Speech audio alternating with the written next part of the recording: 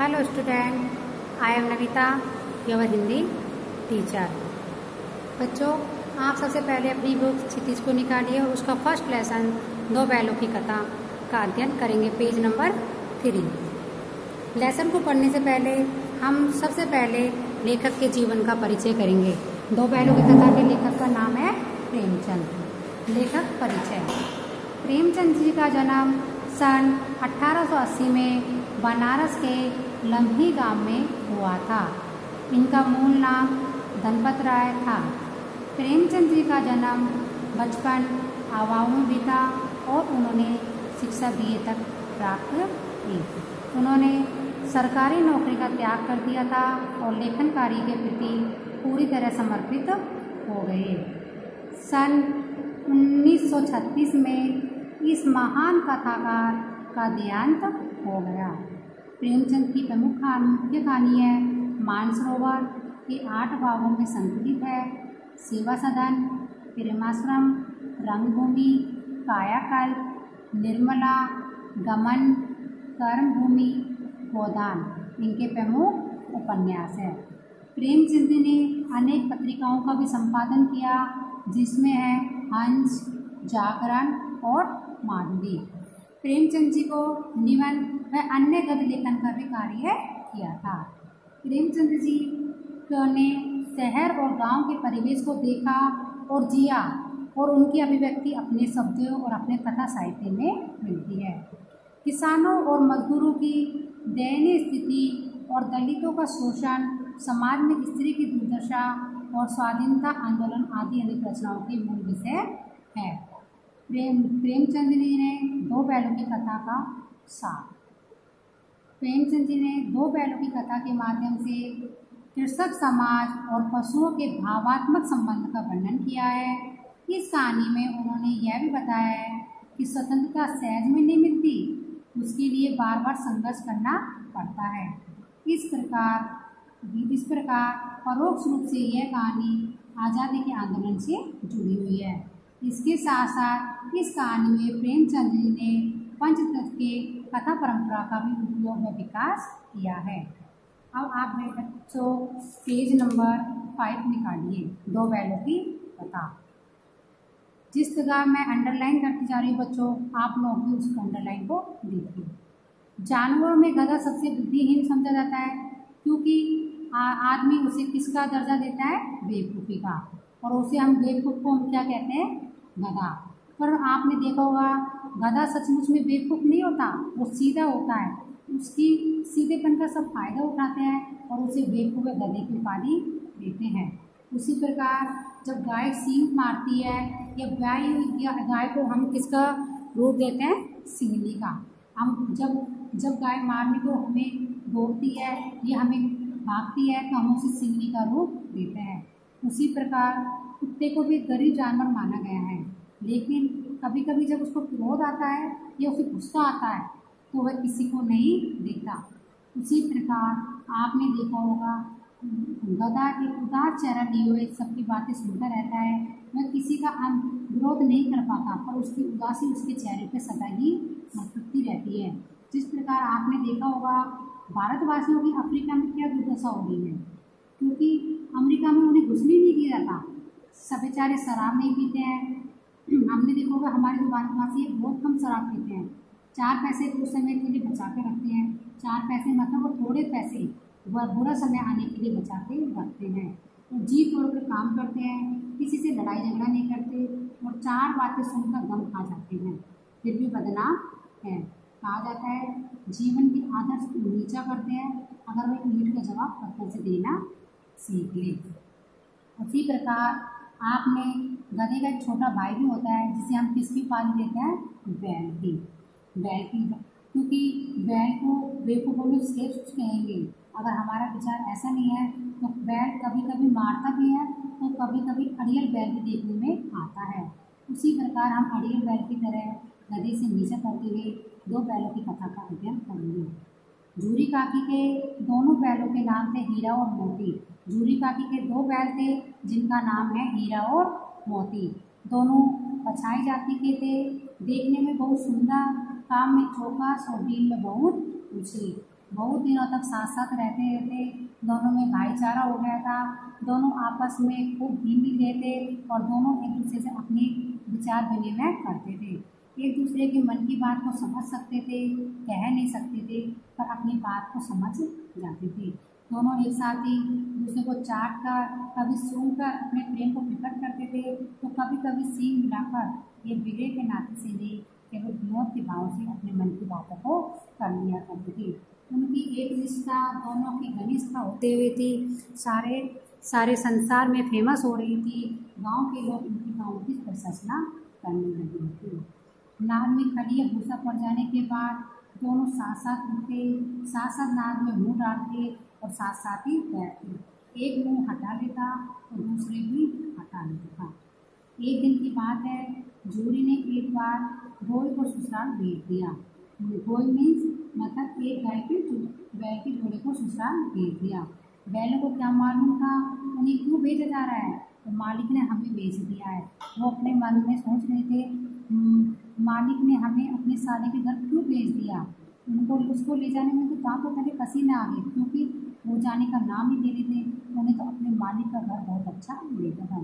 जूबे चूड़ी से पूछते हैं, तुम हम गरीबों क्यों निकाल रहे हो, हमने तो तुम्हारी सेवा करने में कभी कोई कसर नहीं उठाई। अगर इतनी मेहनत से काम न चलता तो आप काम ले लेते और हमें चाकरी से मर जाना कबूल था। हमें कभी ताने चाने की आपसे कोई शिकायत नहीं की। आपने जो हमें खिलाया वो हमने खाया, जो आपने किया वो किया, पर हमें अपने पास रहने दीजिए। संध्या के समय हो चुका था। दोनों बैल अपने नए स्थान पे पहुंच चुके थे। दिन भर के भूखे थे, लेकिन जब नाद में लगाया, नाद में थान जहाँ गाय भैंसों को चारा डाला जाता है, नाद में जब उनका भूसा डाला गया तो ये उनमें से किसी एक ने मुँह नहीं डाला। दिल भारी हो रहा था, जिसे उन्होंने अपना घर समझा, तो उन्होंने उसको छोड़ के आगे और बेगानों के घर रहना पड़ा। दोनों अपनी मुँह भाषा में सलाह की कि एक दूसरे की कनखों से देखो और यहाँ से लौट चलो, भाग चलते हैं, हमें यहाँ नहीं रहना है। और दोनों आपस में एक दूसरे की रस्सियाँ तोड़ने लगे। जूरी जब दोनों प्रातःकाल सो के उठा तो उसने देखा तो उसके पैर दोनों सामने खड़े हैं। दोनों के गले में एक रस्सी बंधी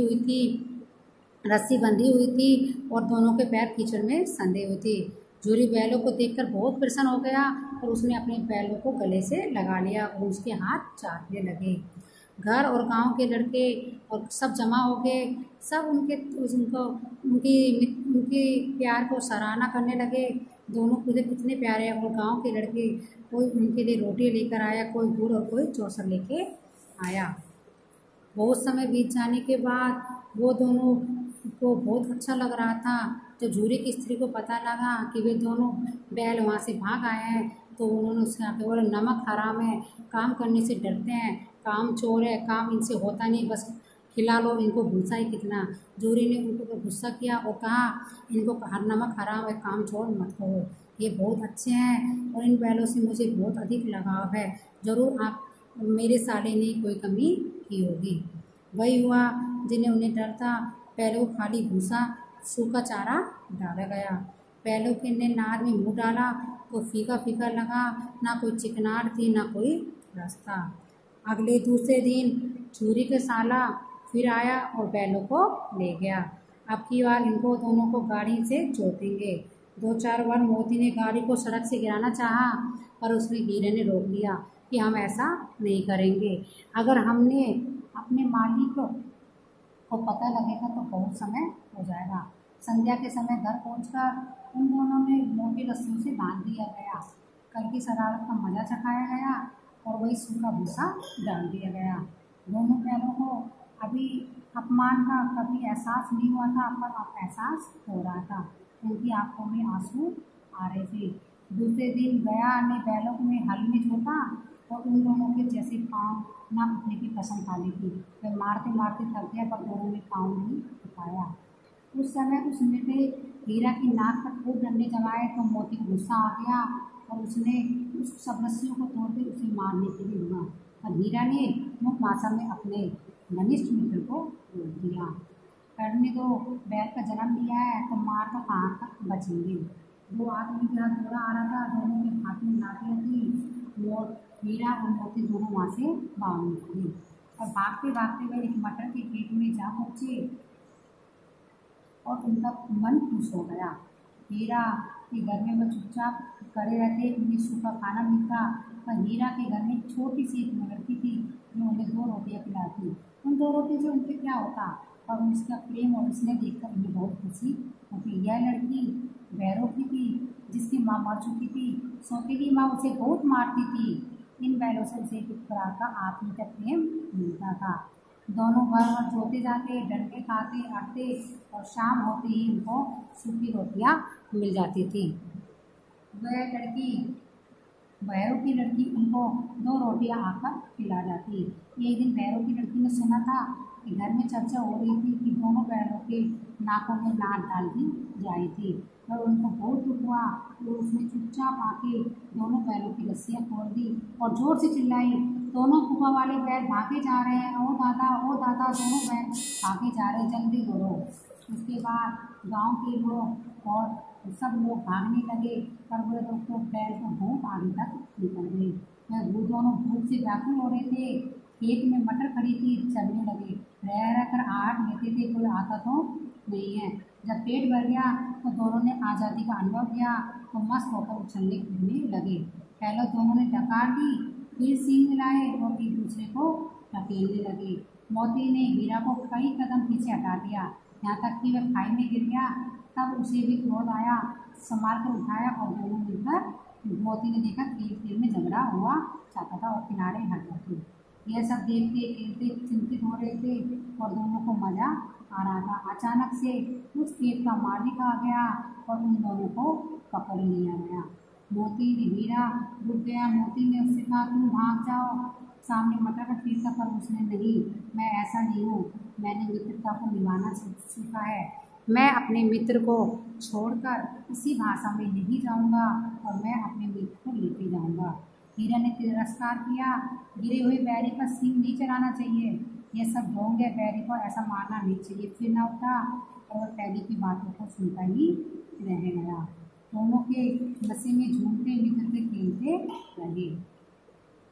दोनों को पकड़ बाद में दोनों आदमियों ने हीरा और मोती को पकड़ लिया और उन्हें एक कांजी हाउस में बंद कर दिया। कांजी हाउस कौन क्या होता है, जब मवेशियों को पकड़ के रखा। तो मवेशियों में कौन कौन से, बकरी हो, गधे हो, बैल, कोई भी जानवर जहाँ उनको बांध के रखा जाता है। दोनों मित्रों के जीवन में पहली बार ऐसा सभी का पड़ा। सारा दिन बीत गया, खाने को तिनका भी नहीं मिला। समझ में नहीं आ रहा था ये कैसा स्वामी है, इससे तो अच्छा था गया। यहाँ कई भैंसे थी, कई बकरियाँ थी, कई घोड़े थे और कई नदी थी, पर किसी के सामने चारा ना था। सब जमीन पे मुर्दों की तरह पड़े थे। कई तो इतने कमजोर हो गए थे, खड़े खड़े भी नहीं हो सकते। सारा दिन दोनों मित्र फाटक की ओर टकटकी लगाए देख रहे थे, कभी कहीं से खाना आए। रात को जब कुछ ना मिला तो हीरा के दिल में विद्रोह की ज्वाला उठी। मोती से बोला, अब तो नहीं सहा जाता मोती। मोती ने सिर लटकाते हुए जवाब दिया, मुझे तो मालूम होता है प्राण निकल रहे हैं। दोनों मिलकर जितनी जल्दी हो सके हिम्मत ना हारो भाई, यहाँ से भाग का कोई उपाय निकालते हैं। दोनों ने मजबूती से दीवार को तोड़ने के लिए लकड़ी को सिर से दीवार में बढ़ा दिया और जोर से मारा तो मिट्टी का एक चिपड़ा निकल आया। फिर तो उसे साहस कर बढ़ा गया कि अब दौड़ दौड़ कर दीवार पर चोटी की और हर चोट में थोड़ी थोड़ी चिपटी मिली। वह दोनों थोड़ा थोड़ा जोर लगाते दीवार को गिराने लगे और दीवार गिरने लगी। उसी समय काली हौस का चौकीदार लालकर के जानवरों में हाजिरी करने आया। हीरा का उछड़पन देखकर उसने कई डंडे मारे और मोटी सी रस्सी से बांध दिया। किसको बांध दिया था? हीरा को मोटी सी रस्सी से बांध दिया। और उनके जाने के बाद मोती ने दीवार को हल्का हल्का करके गिरा दिया और 2-4 दिन ये हार रहा तो सब मर जाएंगे और दीवार मिट्टी। मोती ने दीवार में उसी जगह से मारा और थोड़ी देर में मिट्टी गिर गई। फिर सबकी हिम्मत बढ़ी और दीवार गिरने के बाद सारे जानवर एक एक करके वहाँ से भागने लगे। दीवार का गिरना था कि अधमरे से बड़े सभी जानवर छुप गए और तीनों घोड़े सरपट भाग गई। फिर बकरियाँ निकल गई और उसके भैंसे भी खिस गए। अब गधे जो कि क्यों खड़े थे। हीरा ने कहा, तुम क्यों नहीं भाग करते? उन्होंने कहा, भागने से कोई मतलब नहीं है, फिर पकड़ लिए तो आना तो नहीं पड़ेगा। आधी रात के ऊपर से जाकर के दोनों गधे सोच रहे थे कि जाए न जाए। मोती अपने मित्र की रस्सी तोड़ने में लगा हुआ था। जब वह हार गया तो वीरा ने कहा, तुम जाओ, मुझे यहीं पड़े रहने दो, शायद कहीं भेंट हो जाए। मोती ने आंखों में से आंसू निकले कि मैं इतना स्वार्थी नहीं हूँ कि अपने मित्र को छोड़ के चले जाऊँ। मैं अपने मित्र को यही रखूँगा, ये मेरा मित्र है, मैं इसके साथ जीऊँगा और इसके साथ ही मरूँगा। हीरा और मोती दोनों वहीं रहे। उन्होंने दोनों गधों को सींग मार मार के गाड़ी से बाहर निकाल दिया और अपने बंधु अपने प्रिय मित्र के पास आकर सो गया। सुबह होते ही मुंशी और चौकीदार और अन्य कर्मचारी आ गए। उन्होंने जब गाड़ी में जानवर की गिनती करने लगे तो उन्होंने देखा सारे जानवर भाग चुके थे, दीवारें गिर चुकी थी और उन्होंने हीरा और मोती को मोटी रस्सी से बांध दिया। एक सप्ताह तक दोनों ही वहाँ बंधे रहे। उन्हें खाने को कुछ नहीं मिला, बस एक बार पानी दिखाया जाता था। दोनों मित्र इतने दुर्बल हो गए थे कि उनकी हालत खराब हो गई थी। एक दिन बाड़े के बाहर ढोल नगाड़े बज रहे थे। कई लोग उनको देखने के लिए आ रहे थे। उन्हें समझ में नहीं आ रहा था ये क्या उनका है, और कोई उनको देखता उनका मन फीका करके चला जाता, क्योंकि वह बहुत कमज़ोर हो गए चुके थे। सहसा एक घड़ियाल आदमी लाल आंखें थी जिसकी और मुद्रा में बहुत कठोर था, और उसको वे दोनों बैग पसंद आ गए। तो उसने मवेशी खाने से उन दोनों का सौदा कर दिया। ये दोनों सोच रहे थे, हीरा मोती ये तो बहुत निर्दयी है, ये हमें कैसे निर्वाण होकर कैसा रहेगा, ये तो हमें खाने को कुछ भी नहीं देगा। और वो उनके साथ चल दिए क्योंकि उनको बेच दिया गया था। जब वे उन दोनों के साथ जा रहे थे तो उनको लग रहा था कि ये तो हमारे गांव का रास्ता है, ये वही खेत है, वही खलिहान है जहाँ हम पानी पीने आते थे। और उन्हें सारी दुर्बलता गायब होती जा रही थी। उनको एक एक पग पर अपने गांव का एहसास हो रहा था कि मेरे गांव का रास्ता यही निकलता है। इससे यही पता लगता है कि हमारे गांव आने वाला है। और दोनों उन्मत्त होकर बच्चों की बातें नाचते नाचते रास्ते में जा रहे थे। डैडी पीछे पीछे दौड़ा चला आ रहा था। जूरी द्वार पे बैठा धूप आ रहा था। बैलों को देखते दौड़ा, उन्हें बारी बारी से गले लगाने लगा। मित्रों की आंखों में आनंद के आंसू बहने लगे। एक जूरी का हाथ चाट रहा था। डडलियान ने जूरी के पास आकर कहा, ये तो मेरे बैल हैं, मैं इन्हें मवेशी खाने से नीलाम करा के लाया हूँ। जूरी ने कहा, नहीं, ये तो मेरे बैल हैं, ये तो मेरा साला नहीं रहता। डडलियान ने चिल्ला कर बोला, मैं इन्हें मवेशी खाने से जंग खरीद के लाया हूँ। इतने में हीरा मोती दोनों उस डडियाल की तरफ भागे और उसे मारने को दौड़े। डडियाल आगे तक चला गया और वो घूरता रहा। इसके बाद वो वहाँ से भाग गया। हीरा मोती अपने मालिक के घर में बहुत खुश रह रहे थे और दोनों वहाँ मज़े से रहने लगे। उसकी तो जूरी की जो पत्नी स्त्री थी, उसने भी उन दोनों को नागों में खली भूसा चोकर दाना सब डाला और दोनों मित्र खाने लगे। जूरी खड़ा खड़ा दोनों को सहला रहा था। दूसरे लड़के तमाशे देख रहे थे। सारे गांव में वो एक उत्साह सा छा गया था कि मालकिन ने आकर के दोनों को माथे को छू लिया। इस लेसन से हमें यही बताया गया है कि जब इंसान पशुओं से प्रेम करता है तो पशु भी इंसान से प्रेम करता है। इसलिए मनुष्य को हमेशा मानवता की भावना रखनी चाहिए, प्रेम पूर्वक ही रहना चाहिए, ना कि कभी किसी को बेकार समझना चाहिए। जानवरों को अपन को हमेशा लगाव रखना चाहिए। बच्चों, यहाँ पर ही आपका लेसन समाप्त हो गया। इसके बाद आप 1 से लेके 10 and 11 10 तक करेंगे बच्चों, और एज होमवर्क, और 11 की रचना अभिव्यक्ति वाले क्वेश्चन भी करेंगे। Thank you.